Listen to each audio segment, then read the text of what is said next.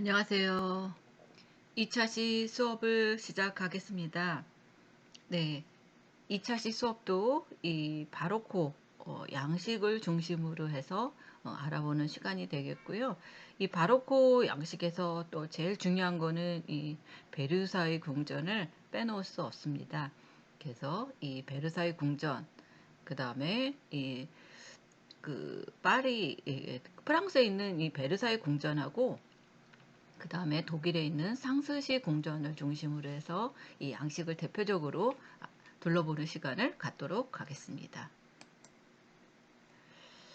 이 바로코 양식의 미술에서는 이렇게 명확한 윤곽으로 표현한 이런 르네상스 미술의 선적인 경향하고 달리 사물들 간의 경계선을 무시하고 유동적으로 전체를 나타나는 그런 회화적인 경향을 추구했죠.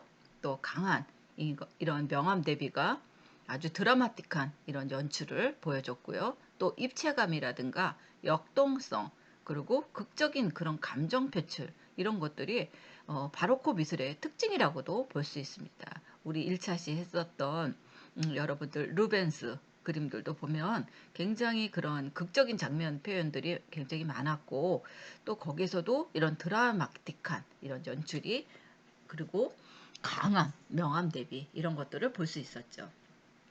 또한 조각에서도 이 바로코 형식이 나타났습니다.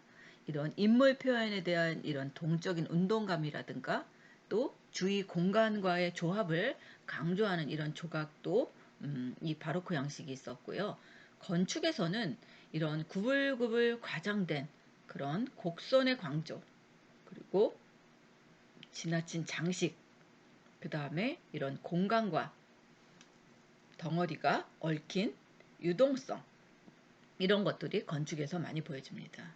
그래서 바로코 미술의 일련의 특징들은 때때로 이런 미술, 조각, 건축, 이런 장르가 하나로 이 통합된 가운데 극대화된 그런 효과를 나타냈는데요. 이게 대표적인 이 바로코 성당과 궁정의 그런 착각 효과를 일으키는 이런 천장화, 이런 것들이 대표적인 또 미술이라고 볼 수 있습니다. 이 프랑스에서는 고전적인 성격인 이것들을 강조해서 이 고전주의적 바로코와 절대군주 체계 아래서 이런 관아풍의 미술이 성황이 되었었고요.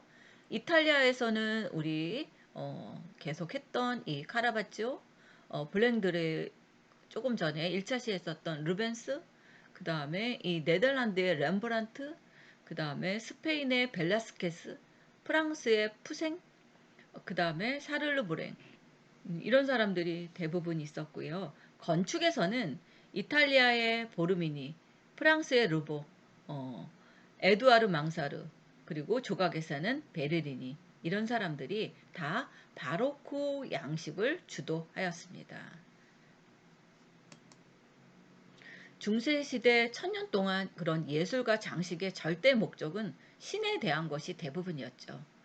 이런 종교적인 갈망과 하늘에 닿고자 하는 바람에 고대함을 이루기 위해서 뾰족한 이런 첨탑이라든가 뾰족한 창틀과 같은 이런 고딕 양식들이 나오기 시작을 했고요. 또 사람들은 그런 기독교적 금욕주의를 실천하기 위해서 검소한 옷차림, 검소한 생활을 하였다고 합니다.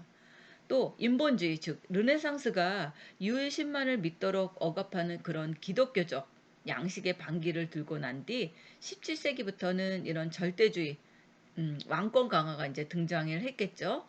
그러면서 예술 양식도 변하기 시작이 되었다고 합니다.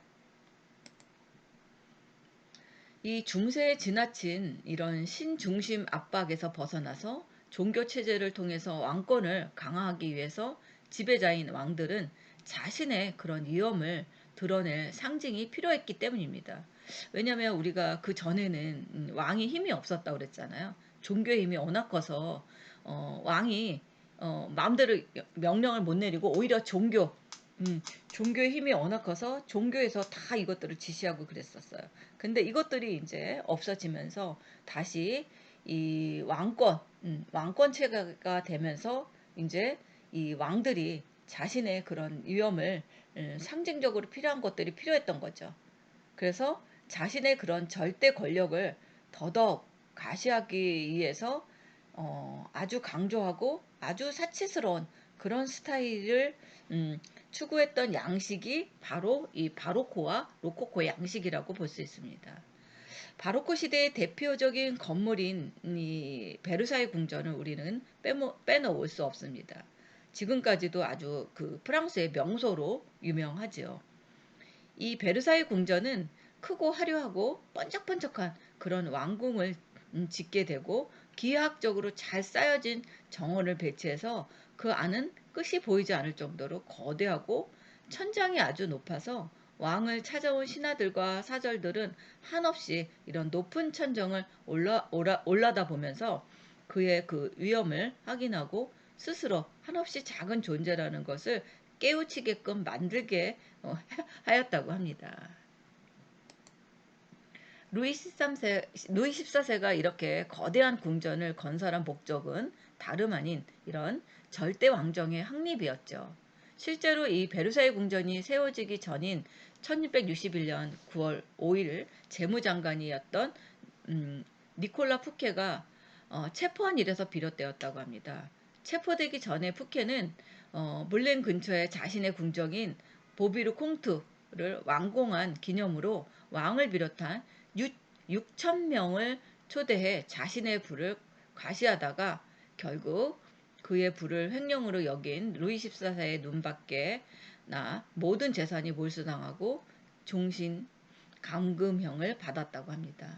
그래서 일단 이 베르사유는 푸케의 궁전이었던 보르비 꽁트를 척도로 삼았고요.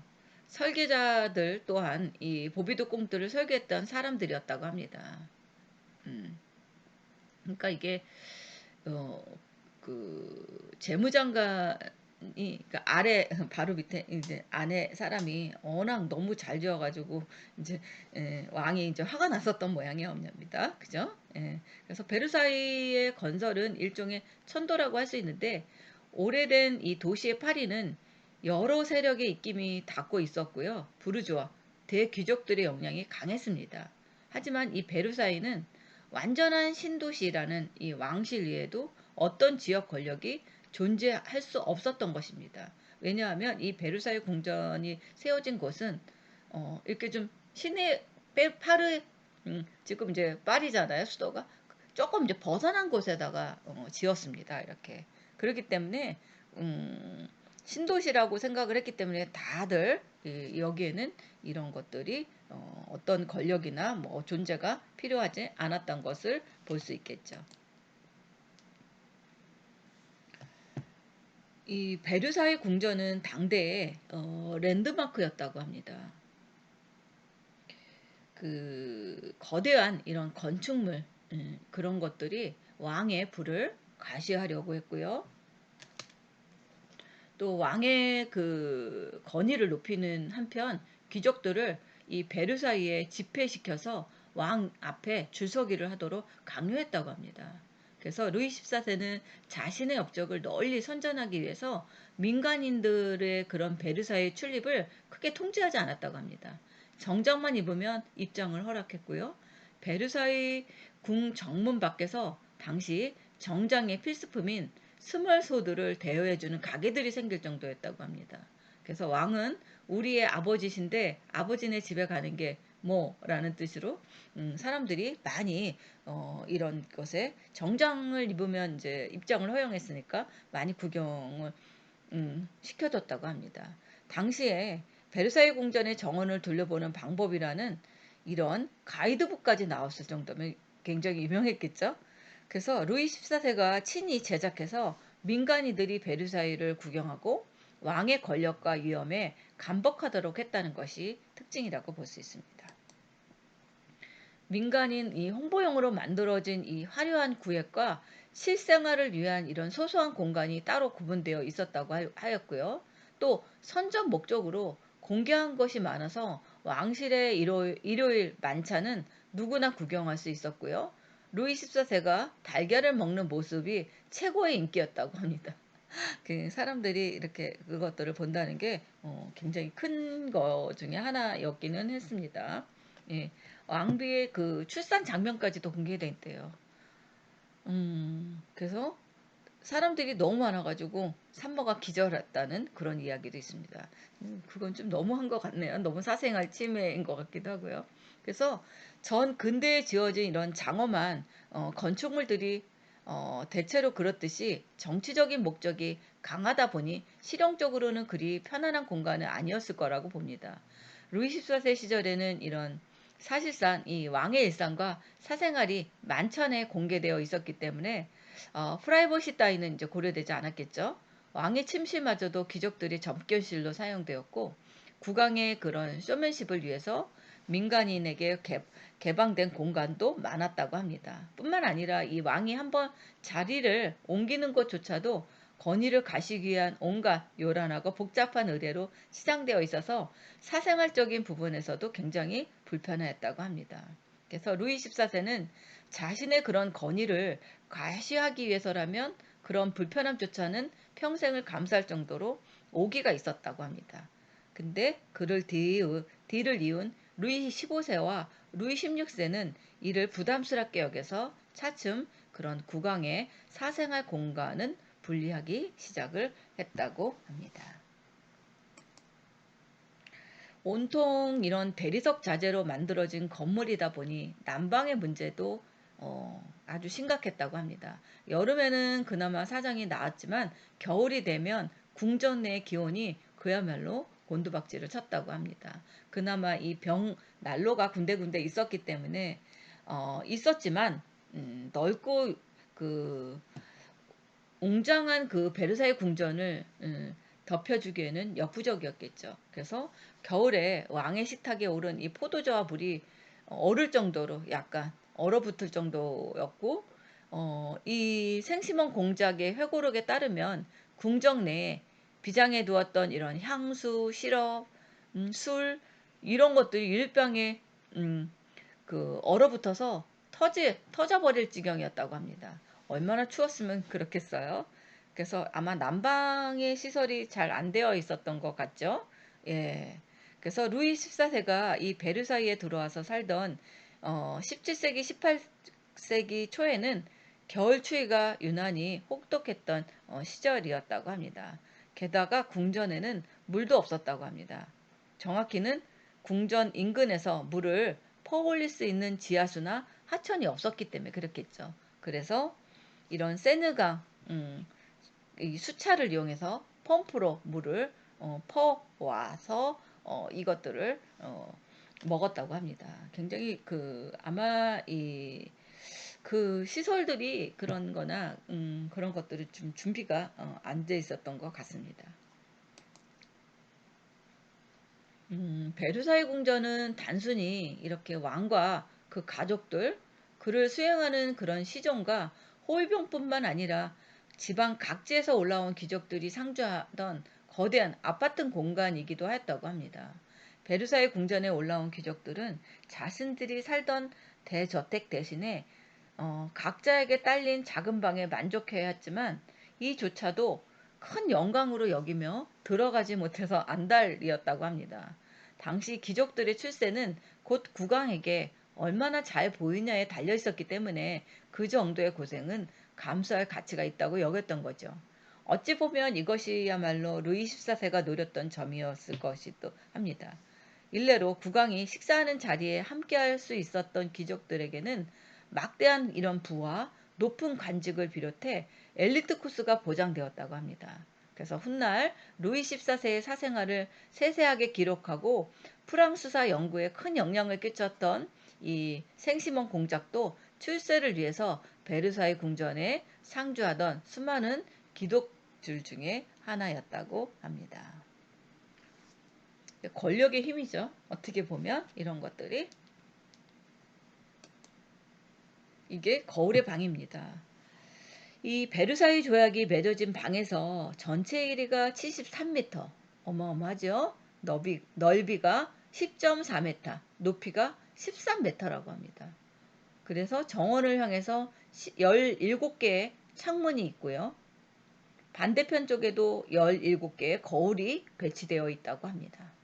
궁전 중앙 본관의 2층 전체를 차지하고 있고 북쪽으로는 전쟁의 방, 남쪽으로는 평화의 방, 왕족의 결혼식이나 외국 사신의 접견 등을 행하는 중요한 의식장이 되었다고 합니다. 그래서 지금 이 거울의 방 여기서 행사들을 많이 해서 결혼의 축제라든가 파티라든가 뭐 접견실이나 이런 것들이 많은 그 의례 식장으로 사용했던 것 같습니다. 거울의 방에서 탄생한 이런 독일 제국, 반세기도 못되어 같은 장소에서 몰락하였죠. 독일의 영광과 굴욕을 함께 지켜본 곳이라고 할 수 있습니다. 이 거울의 방을 본따서 만든 건물들이 꽤 많습니다. 파리 중심에 있는 오페라, 사교장이나 스페인 마드리드 왕궁 역시 이 거울의 방을 모방해서 많이 만들었다고 합니다. 아마 이 거울의 방이 굉장히 이 당시에 획기적이었던 이런 건축 양식이었던 것 같습니다. 이 거울의 방의 이제 특징인 게 뭐냐면 이겁니다. 이 샤를르 브랭이라는 사람이 이 거울의 방의 천장, 우리는 천장에 보면 아무것도 없지 않습니까? 천장에 이렇게 프루아스코화를 이렇게 그 신화적인 예수에 관계된 뭐 천지의 창조 그런 비슷한 이런 신적인 이런 그림들을 이렇게 그림을 그렸다고 합니다. 그래서 아마 이거를 보려고도 사람들이 많이 보러 갔었던 것 같습니다. 이게 전쟁의 방입니다. 거울의 방 북쪽에 위치한 방인데요. 국왕을 상징하는 방으로 거울의 방을 통해서 왕비의 처소였던 이 평화의 방과 연결되어 있다는 거죠. 그리고 거울의 방은 구조적으로 볼 때 일종의 길쭉한 복도이고 북단과 남단에 각기 국왕과 왕비의 방이 자리 잡고 있었던 것이라고 합니다. 다만 이곳이 왕의 침실이었던 것은 아닙니다. 왕의 침실과 서재는 거울의 방 중앙에 위치하였다고 합니다. 즉 전쟁의 방을 통해서 거울의 방에 들어가면 그 한가운데 왕의 침실이 있었던 셈이죠. 또 전쟁의 방은 국왕을 상징하는 방답게 대리석과 황금으로 굉장히 화려하게 치장되어 있다고 합니다. 한쪽 벽면에는 루이 14세를 이런 신격화한 화려한 조각상이 황금으로 된 장식과 함께 놓여 있었다고 합니다.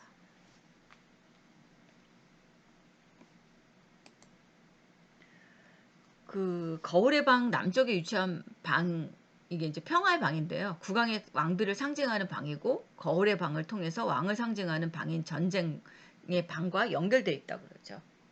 그래서 거울의 방이 일종의 복도라면 그 남단과 북단 평화의 방과 전쟁의 방이 위치하고 있는 구조를 띈다고 합니다. 그래서 전쟁의 방을 통해서 거울의 방을 거치고 남쪽으로 가면 바로 평화의 방이 나오는데 그 곁으로는 왕비와 침실의 접견실, 경호방의 방들이 줄지어 늘어서 있다고 합니다.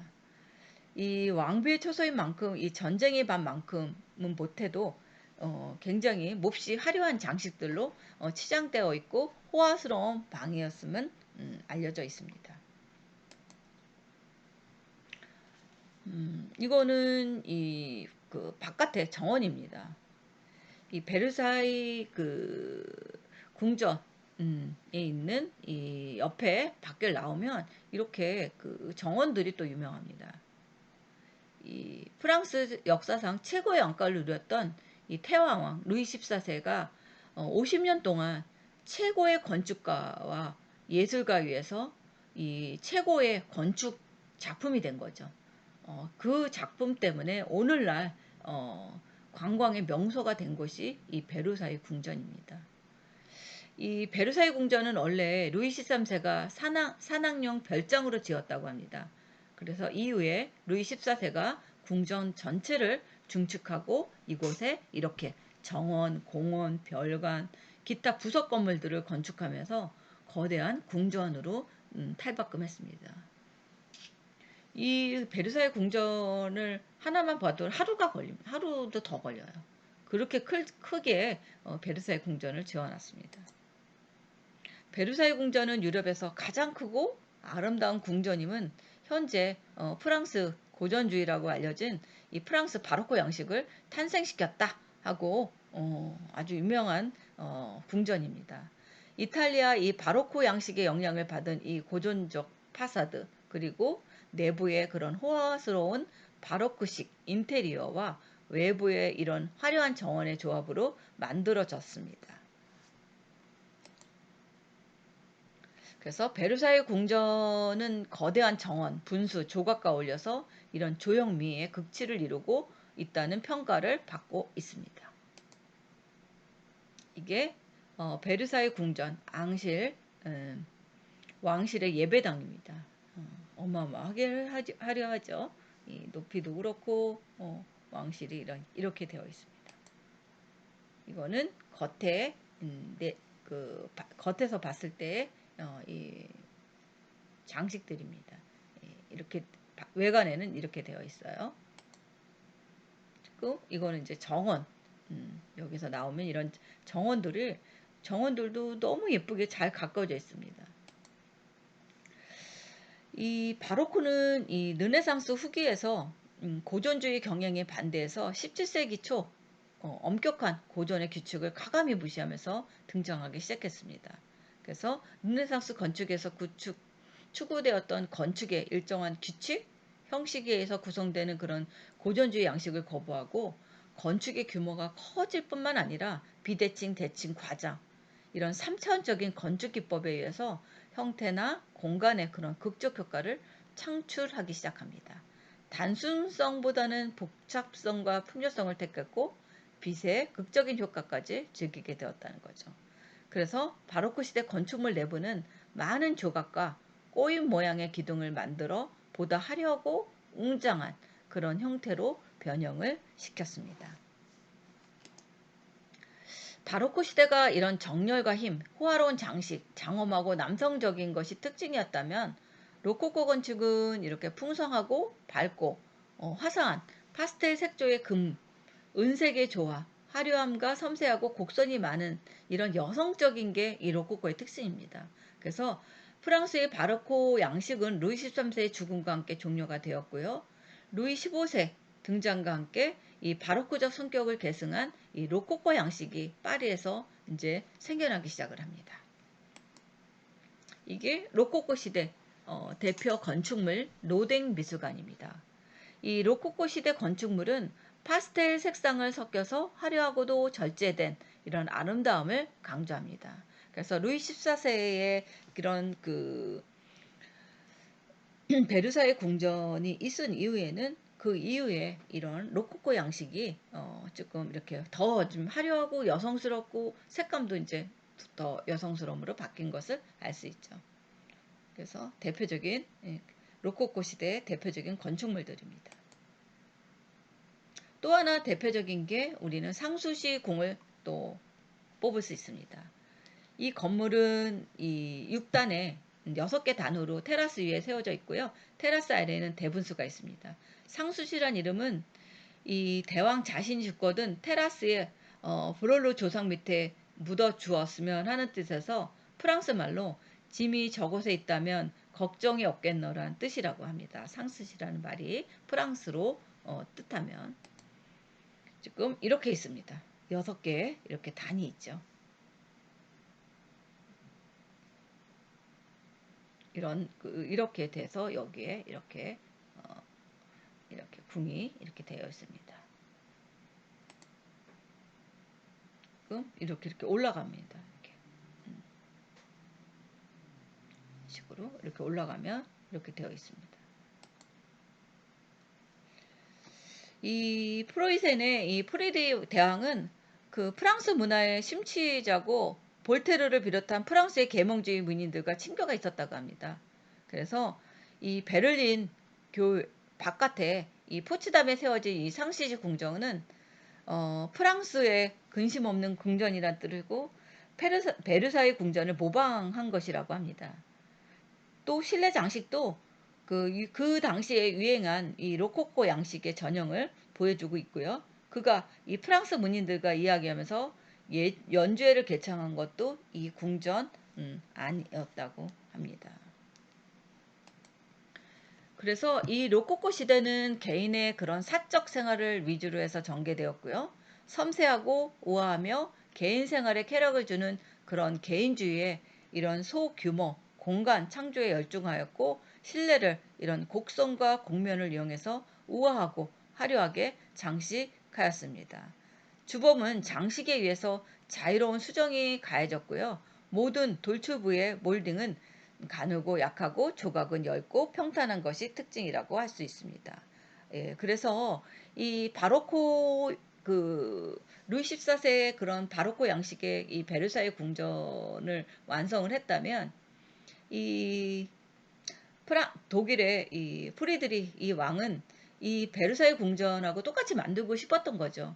그래서 이 베를린에 와가지고 독일의 베를린의 좀 외곽에 이런 그 상수식 궁전을 어, 만들었던 것을 알 수 있습니다. 그것도 약간은 이 시대가 이제 바로코에서 로코코로 변하는 시기였기 때문에 약간 바로코와 로코코를 병행해서 했다고 볼 수 있겠죠.